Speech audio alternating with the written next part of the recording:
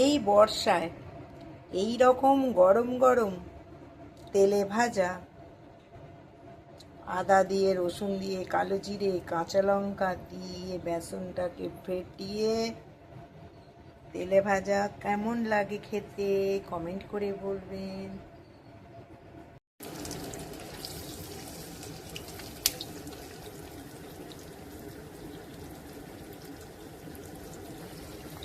তেলে ভাজা যখনই করবে তখনই দো ভাজি করবে, একবার ভেজে রেখে দেবে, আবার একবার করবে, দেখবে একদম লাল টুকটুক করবে আর হচ্ছে একদম করকরে হয়ে থাকবে।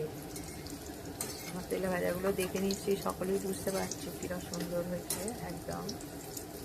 এবার আমি এটাকে অফ করে দেবো।